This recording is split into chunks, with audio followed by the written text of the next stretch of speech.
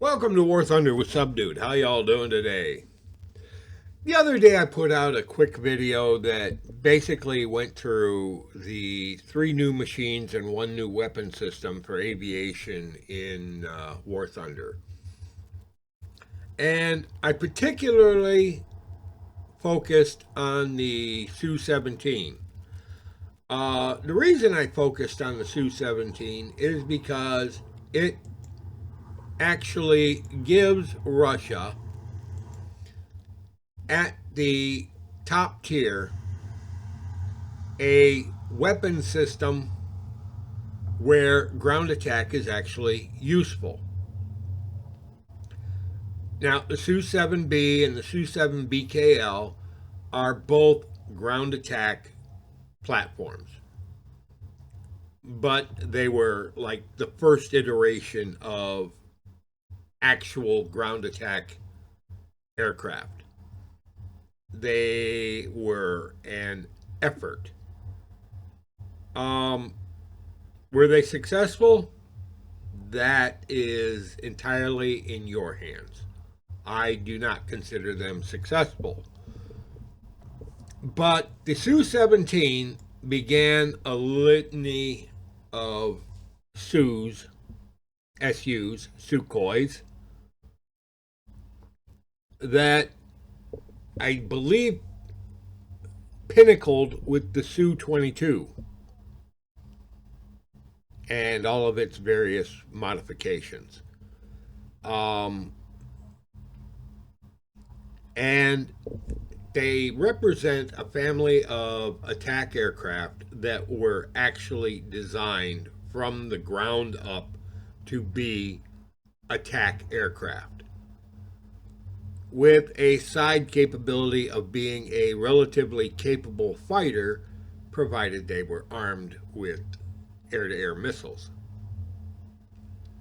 Now, I don't believe that they could be armed with the radar-seeking missiles, but they could be armed with R-60s and any of the additional heat-seeking missiles that the Soviet Union created.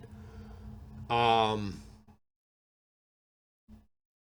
the Su-17, which is the one we're getting, and God, when they get the flight model right, where it changes its operational abilities with the sweep of the wings, it's going to be an impressive aircraft, in my opinion. And it will give me actually the first Soviet plane that I will actually spend time flying. Now, you might be sitting there going, you don't fly anything in the Soviet Union. Well, yeah, I do. I flew the Tu-2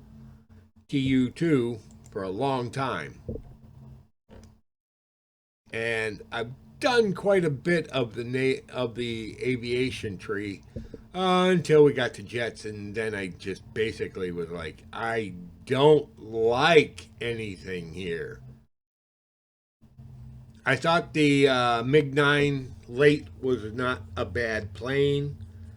I like the LA-15 as far as design goes. The LA-200 is like a bus. The Yak-38 is another bus. Don't turn for nothing. Um, I didn't fly the Yak-30. I just wanted to get past it so I could get to the Yak-38M. And I got the MiG-15 in the German line, and I felt no compunction to get the MiG-15 in the Soviet line. It just wasn't a plane I was that interested in. And as far as any of the packs go, I will not waste my money on buying a pack for the Soviet Union. That's not biased, that's just I got no reason to. I've got the MiG 21 PFM. And honestly, it's not a bad plane. What it is bad is the missiles attached to it. The R3S missile is absolute dog doo doo. It's worthless. And at this level, rank 6, you need a missile that's actually worth something. Yes, it's got guns, but even though it has guns, it is not worthy. Now, I'm going to be working through the MiG 15. The MiG 15 I will not waste my time getting the BIS. I don't like flying MiGs. Not the MiG 15, anyhow. I've got the MiG 19 in the German line. And not a bad plane. Again, no missiles. At that level, at this level, rank 6, no missiles means not a viable plane. It needs to move down. It needs to move down into the low, I would say 8.7. That's where it needs to be. It needs to be at 8.7. Now, some people are going to go, it's so fast, but it has no missiles. It's a gunfighter.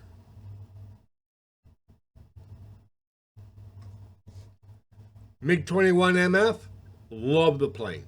I actually do fairly well in it.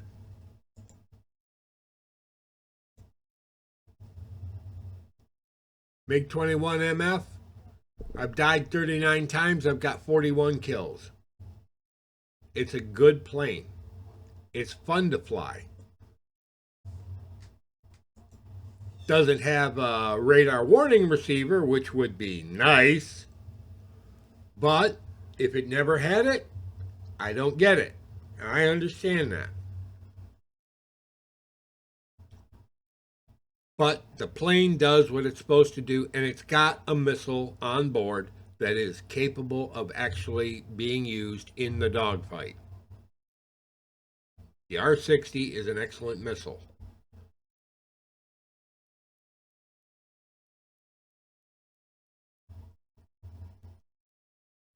But again, the MiG-19S,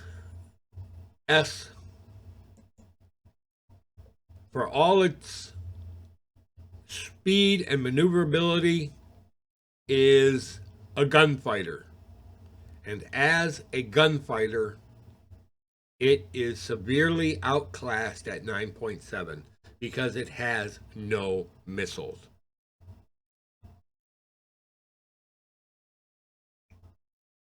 It has no flares. It is basically a sitting duck because this can see phantoms. F4Cs, it can see them. It can actually see F4Es and EJs, which have BVR air-to-air missiles. So if you're climbing and not paying attention and some phantom pops up and he goes, gotcha, on the radar, lock, launch, whoosh. The missile burns out. You no longer see it coming to you because you looked away to pick up your Mountain Dew or whatever. And all of a sudden your plane explodes and you're like, what the hell happened?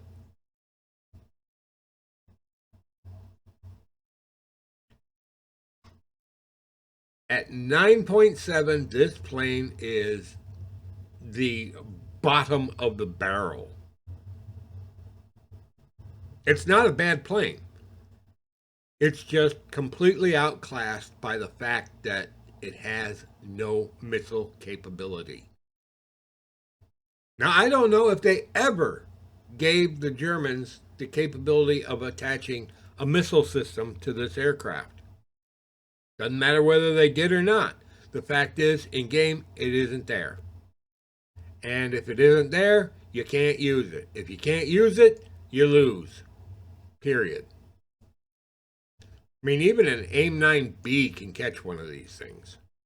And I have caught AIM-9, caught these things with AIM-9Bs. And they're terrible missiles.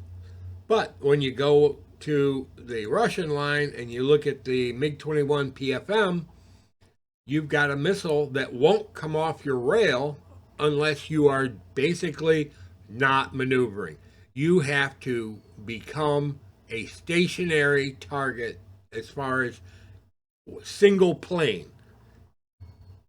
You are not maneuvering. You can't be maneuvering when you fire the missile. It just won't come off the rail. And that's a problem. Now, maybe the PFM actually did get upgraded to a better missile. I don't know. I'm not Russian. I can't tell you. I don't have access to all the information, and Wikipedia doesn't have very much on it themselves. It would be nice if we could get a breakdown of what was actually possible to add to the MiG-21 PFM. I like the plane. And for someone who considers most Russian aircraft as tractors, considering the MiG-21 and by extension the new and coming SU-17 as not tractors, that's a good thing. Now, my only complaint about the SU-17 is a lack of a radar. It's got a gun sight radar, which really isn't all that.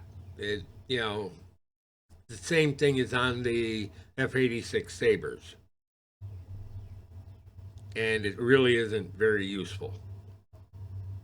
And anyone that can use it, my hat's off to you. But it's not something I've found to be useful at all.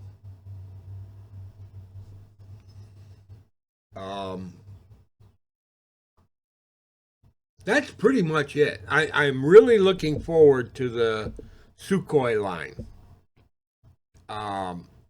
Everything up through the 25, Su-25. I think they're absolutely great aircraft. They do the designed job. They do it well. Su-7, though, in all of its many iterations, again, the Su-7s, 9.7, 9.3, they have no missile. They have no air-to-air missile and a very limited bomb load. They're a very heavy plane. Even documentaries made by Russians say that they're not very good. They're long, they're heavy, and they just don't perform as well as the Su-17. Now, if you're good with the Su-7B and the Su-7B BKL, or Su-7 BKL, not BKL, if you're good with them, great. I'm happy for you. I just don't find them to be a particularly compelling aircraft to use at all.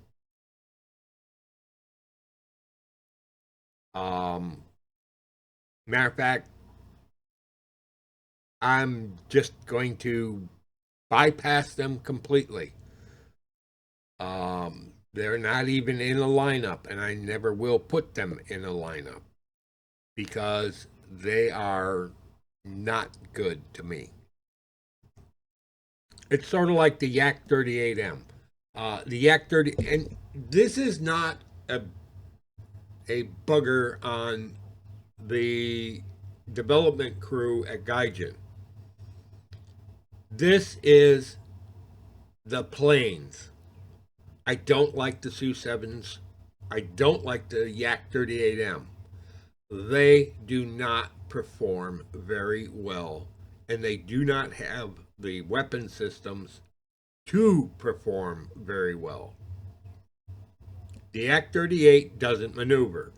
The Su-7s are gunfighters only, even though they're supposed to be strike aircraft. The Su-17, I have flown it on the dev server. It maneuvers very nicely.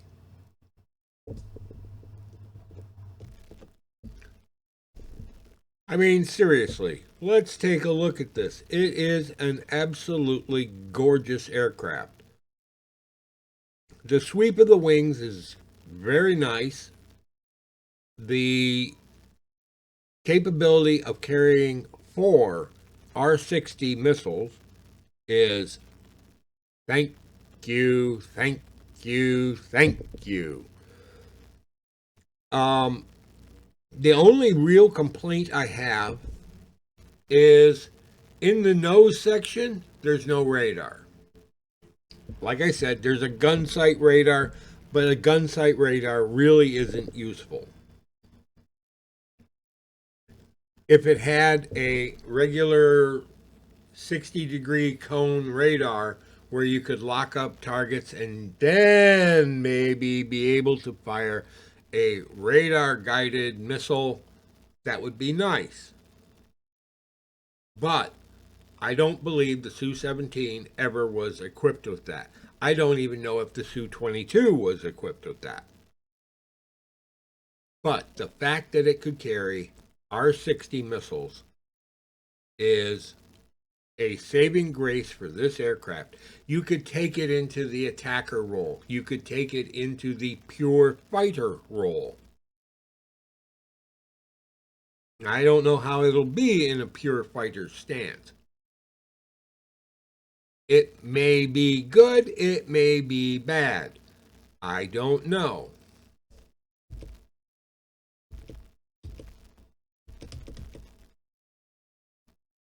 I mean, you've got 2 missiles on this pylon, you got 2 missiles on that pylon. And then you got a bunch of bombs underneath. It's a good looking plane. And as a good looking plane, it's sort of like the old Air Force general said. If it looks right, it'll fly right. If it looks wrong, it'll fly wrong. And that's basically a truism. This plane looks good, and therefore it flies well. So, am I looking forward to it? You betcha. Because I'll actually have a Russian plane that I can actually fly that's worthwhile for me to fly.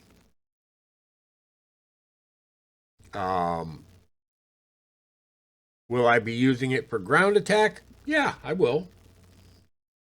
I mean, it's not going to carry as much ordnance as a Buccaneer or a A7 Corsair 2, but it's going to carry enough ordnance that it will be effective at taking out targets. And the fact that it will be effective at taking out ground targets means that I will definitely spend some time flying the plane. Oh, one other thing. Bombs drop off in individual drops. At least that was my experience on the dev server. Hopefully it remains that way. That way you will have 6 500-kilogram bombs that you can drop individually on targets. Or you can serial them off all at once to create a line of destruction.